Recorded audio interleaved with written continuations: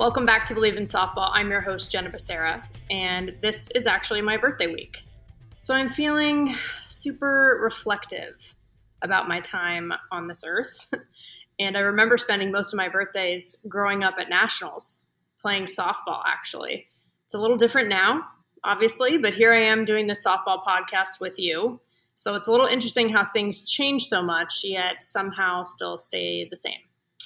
But during those days, this was actually the point in the year where I'd look back and reflect a little bit on softball, on life. The travel season would have just ended and another year of my life would have went by. So it's just one of those times where you kind of sit back and let things soak in. But at the same time, it was only a few weeks until travel ball started back up again. And for us now, only a couple weeks until Athletes Unlimited starts up again.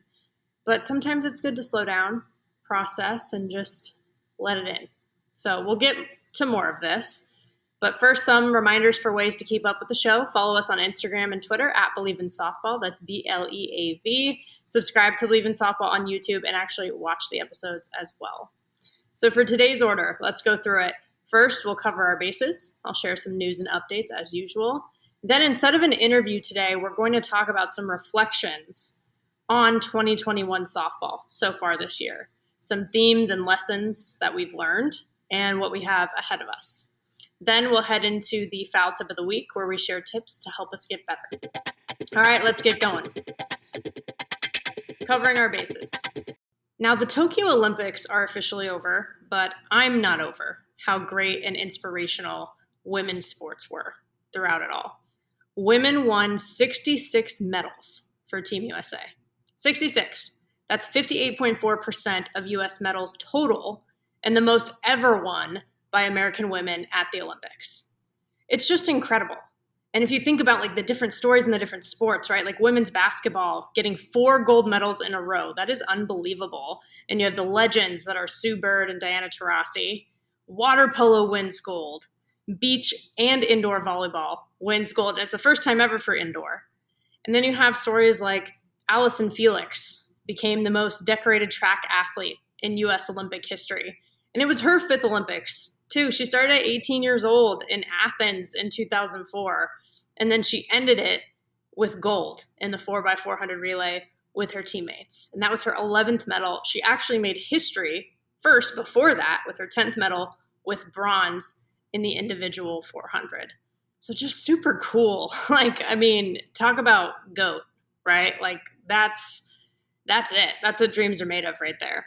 Especially being a mom who she just had her daughter a few years ago, came back from that, qualified for the Olympics, and look at her now. So it's unbelievable.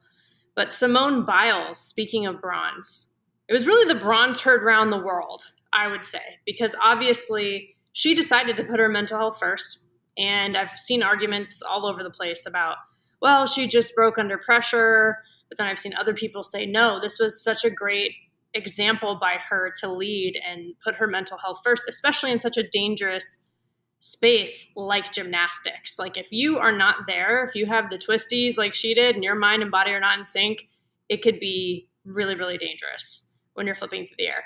I've seen it all, right? But I think for me, I'm a big proponent of mental health, but the really, really cool part was seeing her come back and get that bronze medal. Regardless of however you felt about everything that happened before that, she came through adversity and at the end of it came out on top. Not literally, like it's not like she got gold and she was at the top of the podium, but really she's so good that even when she's not at her best, she's still able to medal on this type of stage. And I just think that bronze is a meaningful bronze and an example for all of us. And all of these things are examples of tangible evidence of the value of investing in women. More than half of the U.S. medals were won by women, lots of gold won by women, and just great examples and great stories. And it was just really something to be proud of as an American woman to see the U.S. do that, and also other women from all around the world accomplish something so important. And I do have to give a plug too, if the Pac-12 was its own country, it would have finished 5th overall in the medal count, behind the US, China, the Russian Olympic Committee, and Great Britain. So its own country, like this is compared to other countries, right? These are Pac-12 alums. So just a proud moment for me as a Pac-12 alum, but even more so Stanford as an alum. I'm pretty proud of the fact that they won 26 medals, 10 gold, 7 silver, 9 bronze. I think I saw that double digits, maybe 12, were current student athletes as well at Stanford. So just had to say it, just a proud alum of Stanford and the Pac-12. Had to throw it out there. But I think we saw some great moments for bat and ball sports as well. Obviously, softball for the U.S. won the silver, but half the team was made up of Pac-12 alums. 8 out of 15 people on the roster. You had 4 from UCLA, you had 1 from Arizona, 1 from Oregon, 1 Washington, 1 Cal. It's a lot right there. And then the SEC had most of the rest too. 3 from Florida alone, Alabama with Haley McClenny, come on, Tennessee with Monica Abbott. And then the last 2 were Texas and Michigan with Kat Osterman and Amanda Chittister. And I guess you could, with the recent realignment of the SEC, like maybe people would argue that they'll try to claim Kat as SEC, but I don't, because when she was there, it was the Big 12. But still, just a great mix overall for that team. And I think it's also pretty cool, like shifting from softball to baseball a little bit. The gold medal game for baseball was Japan's most watched sports event of the Tokyo 2020 Olympics. So it was 37% was the final rating, 44% was the peak rating. I don't exactly know what that means, but I know what most watched means. And that means it's a good thing. And it was interesting too to see that the same results happened for the top 2 spots in baseball. At softball, Japan won gold, the US won silver. Interesting to see that, but I think really cool to see that there is a global appeal for these bat and ball sports. It's softball, it's baseball. These are the types of things that are important for us as a sport individually for softball, but even as we are somewhat lumped together with baseball, and we definitely were in the bid for Tokyo, and maybe again moving forward, it's something that I think can be a shared success that we both take forward. So much going on in the Olympics. It's so crazy to me still that it's like 2 weeks and all of this happened just in that short window. But I think we could talk about it forever if we wanted to. But I won't. I'll move on to pro softball. There is a new organization in town. So the Florida Vibe are a new pro softball org headquartered in the Bradenton, Sarasota area in Florida. And they're going to start in summer 2022. It's an independent team. There's going to be 16 athletes on the team by invitation only. And they'll work in conjunction with the Florida Gulf Coast League, which obviously we heard all about in the last episode with the lead broadcaster for that league, Gray Robertson. And they're going to live, train, and play at Bradenton Christian School. The home field has an all-AstroTurf field, so kind of that pro field that we're used to seeing in Athletes Unlimited, for example. The Chicago Bandits have that kind of field. There's a locker room and strength and conditioning center as well. And pretty cool that another independent team, the USSSA Pride, is within driving distance. So competition will be from the beginning of summer through August 1st. And we obviously talked a lot about summer ball last episode with Gray, so just add this one to the list. There's also a fast pitch pro scout program involved where Florida Gulf Coast League will also be sort of a springboard for this, which is pretty cool. You can also subscribe to a virtual pass to get access to your favorite player for lessons or memberships, whatever. It's just more fan engagement. And I think all of these things are exciting, right? And I think it sounds like some of the things they've maybe taken from Athletes Unlimited and trying to take certain elements from different places in the pro softball world. But one thing that was kind of nice about this news coming out is that it actually was announced the day after the NPF announced that they were suspending their operations. I talked all about this in the last episode as well. Just 17 years that was sort of the main league for pro softball players in the U.S. So many great players came through that, even international players. We talked all about it, but I just can't emphasize it enough. So to see something new spring out after it was at least a little bit of hope that we can have moving forward. And, like Natasha Watley said recently on the show, we want that pro league. We really want that opportunity for players to continue their careers. But one of the ways that they can So speaking of hope is Athletes Unlimited, and it's so soon. Athletes are already starting to show up in Rosemont in anticipation of the season. Season 2 games start in a couple weeks. It's Saturday, August 28th, and it goes through Monday, September 27th. And it's going to be on CBS Sports and Fox Sports this year. So not ESPN this time around, but still televised on a major network, which is great. And as of right now, you can actually buy tickets to see the games in person. Imagine that. I mean, it was so exciting last year without fans. This year we have it. Can't even imagine what the energy is going to be like. And it was kind of tough going from the Women's College World Series, where we actually did get to have a packed Oklahoma City stadium, to the Olympics, where it's just empty there. I mean, they had to take precautions. They had to do what they had to do, but it was tough, right? Because that fan energy is something that not only players kind of thrive on and coaches, but also us as fans, if we're watching on TV, feeling that energy and that crowd noise is great. So now we'll get some of that back. Fingers crossed if all goes well with Athletes Unlimited too. Another new element about this season is that there's an app, an Athletes Unlimited app. And there's a bunch of different features in it. There's a fan leaderboard. You can compete against other fans to win prizes. You can also earn rewards, vote on game MVPs. Remember, fans are involved with who gets to win those. There's a news feed element to it. There's flash sales. And if you're a member of the Unlimited Club, a percentage goes toward the player bonus pool. So this means it goes toward the money that the players could actually make from participating and competing in this league. So that is direct support. We talk about trying to support female athletes, support pro softball players. Like, this is one way to directly support that financially, which is a huge piece of the puzzle that we need to get pro softball where we want it to go. But just overall, season 1 was so special. It was the only softball we had in months at the time, last fall or summer, depending on how you think of, September. But now that we've had a fantastic college season and the Olympics, I'm just excited to see how it's going to evolve.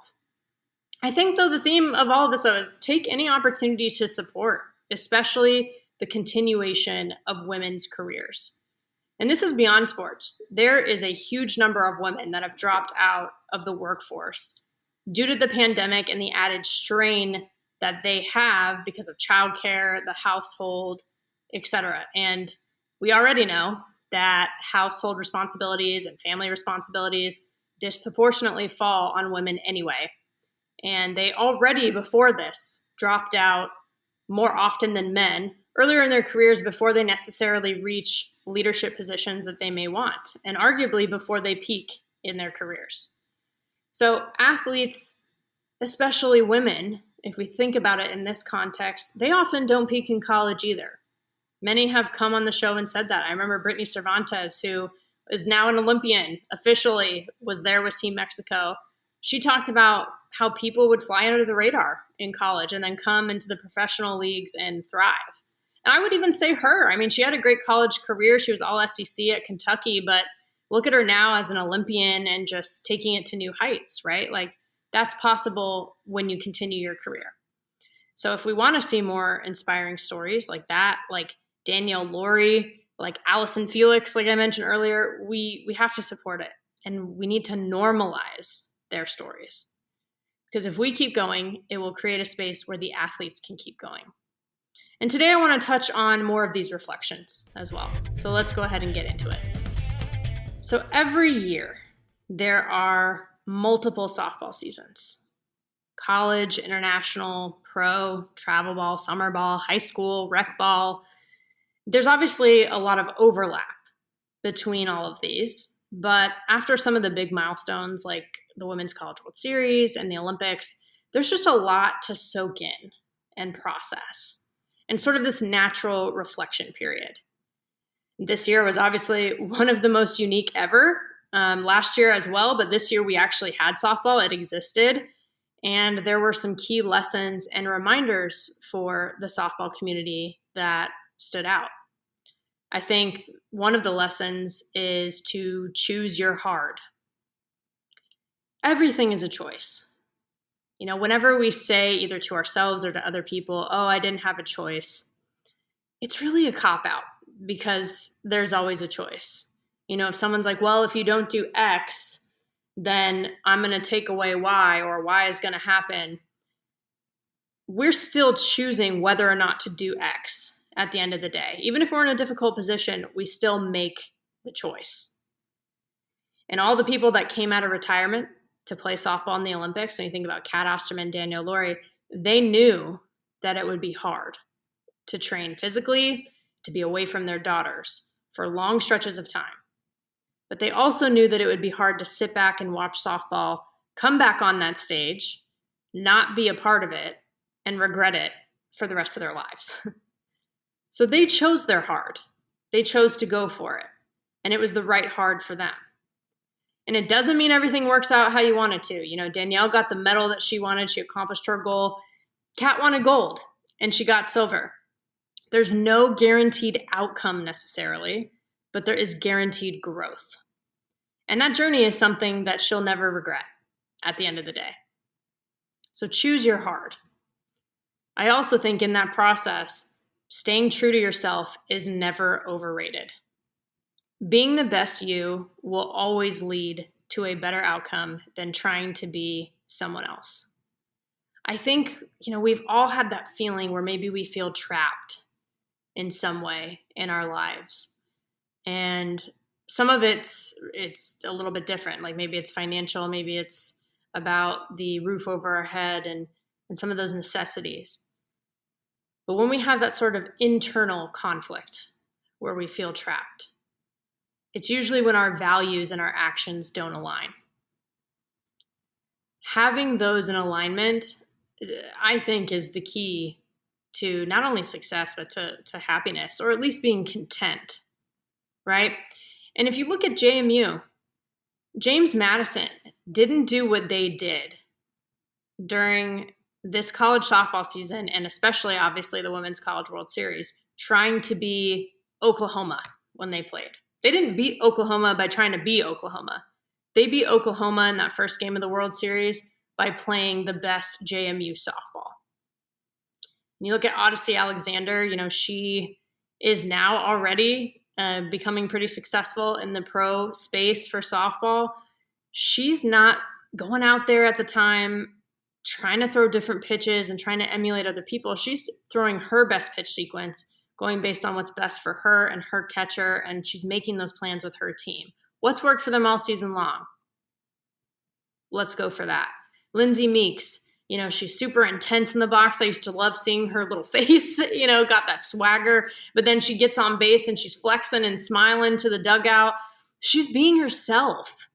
That energy is what got her to this place in the first place, right? And then you look at their head coach. Coming out of all of this that they've accomplished, she now has signed an 8-year contract extension with JMU. And some people would be like, really, I'm surprised she didn't go elsewhere. Maybe a Power 5 school. I'm sure she had plenty of offers.